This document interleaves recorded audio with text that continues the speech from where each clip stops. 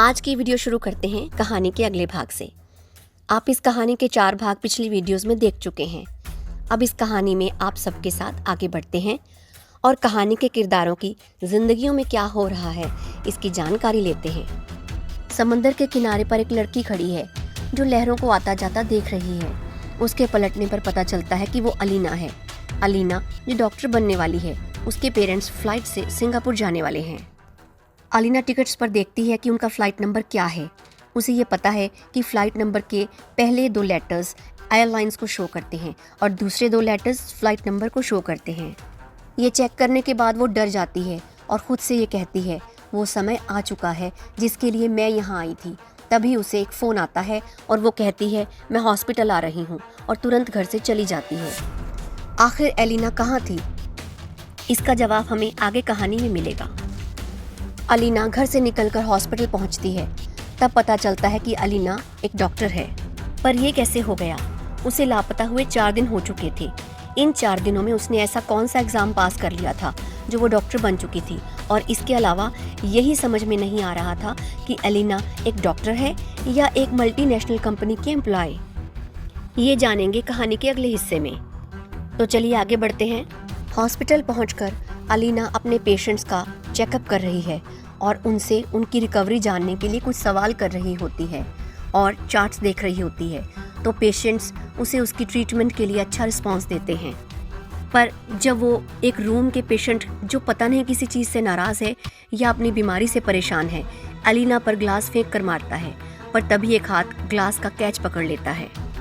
अलीना जिसने अपनी आंखें इस डर से बंद कर ली थीं और हाथों से अपना चेहरा ढक लिया था कि कहीं उसे ग्लास लग ना जाए, उसे पता चलता है कि ग्लास उसे लगा ही नहीं और ना ही ग्लास गिरने की आवाज़ आई। उसने आंखें खोली और चेहरे से अपने हाथ हटाए तो उसने एक आदमी की तरफ देखा जो आदित्य राज था। अलीना उसे देखकर घबरा गई, पर शायद आदित्य राज ने उसे नहीं पहचाना। उसने अलीना को सॉरी कहा और उसे बताया कि वो आदमी उसके दादाजी हैं जो आदित्य राज से परेशान हैं, लेकिन उनके गुस्से का शिकार अलीना होने वाली थी। आदित्य राज अलीना से कहता है कि अगर उसे हर्ट हुआ हो या कहीं चोट लग गई हो तो वह इसकी भरपाई कर देगा और एक बार फिर अलीना से सॉरी कहता है। अलीना आदित्य राज को इट्स ओके कहकर वहां से तकरीबन भागने का करती है ताकि आदित्य राज उसे पहचान न ले। उधर एडविन अलीना के ना मिलने से बेहद परेशान है। इसी परेशानी में एडविन दिवाकर के घर उसे अलीना और अपनी सारी सच्चाई के बारे में हिम्मत जुटाकर बताने जाता है। दरवाजे की घंटी बजी और दिवाकर ने दरवाज़ा खोला। सामने एडविन था। दिवाकर ने कहा, अरे एडविन अंदर आओ। एडविन अंदर लिविंग रूम में जाकर दिवाकर के साथ सोफे पर बैठ गया। तब दिवाकर एडविन से बोला, क्या हुआ एडविन, तुम ठीक तो हो? और उसे पानी पीने के लिए दिया। एडविन एक घूंट में सारा पानी पी गया और दिवाकर को बताया, सर क्या आप मेरी बात सुनेंगे? दिवाकर ने कहा, ये कैसा सवाल है एडविन, ऑफ कोर्स मैं सुनूंगा। एडविन अपनी बात शुरू करते हुए कहता है, सर मेरी बात ध्यान से सुनिएगा, अलीना मेरी बहन है। दिवाकर के मुंह से निकला, क्या? और उसका मुंह खुला रह गया। एडविन ने कहा, सच कह रहा हूँ सर, अलीना का भाई हूँ मैं। अलीना एक डॉक्टर है। हमारे पेरेंट्स की 4 साल पहले डेथ हो चुकी है।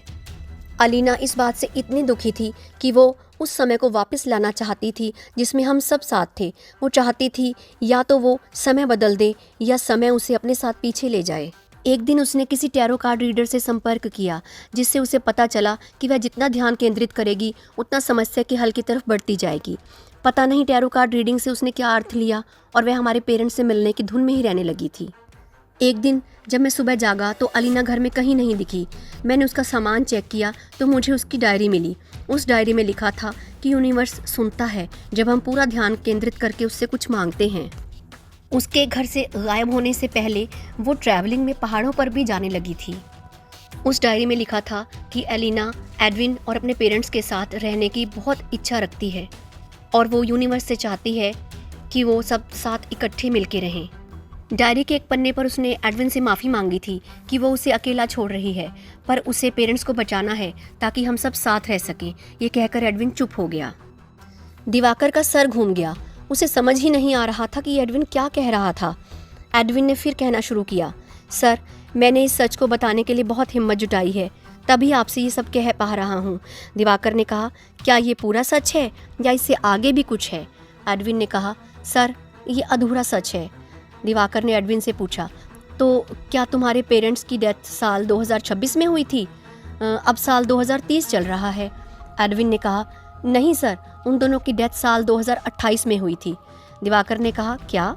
लेकिन तुमने तो कहा था कि उनकी डेथ 4 साल पहले हुई, तो अब 2030 है, उस हिसाब से साल 2026 में तुम्हारे पेरेंट्स की डेथ हुई होगी।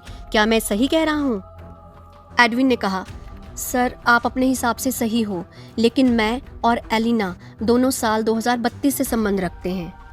हमारे पेरेंट्स की डेथ साल 2028 में हुई थी, एक प्लेन क्रैश में। दिवाकर का दिमाग तो जैसे चक्कर खा रहा था। उसके मुंह से निकला, क्या? उसे अपने कानों पर विश्वास ही नहीं हो रहा था।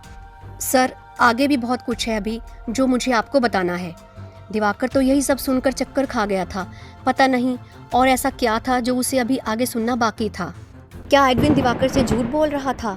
क्या एडविन एलिना का भाई था या दिवाकर को उलझाने के लिए कुछ छुपा रहा था? जानेंगे कहानी के अगले भाग में।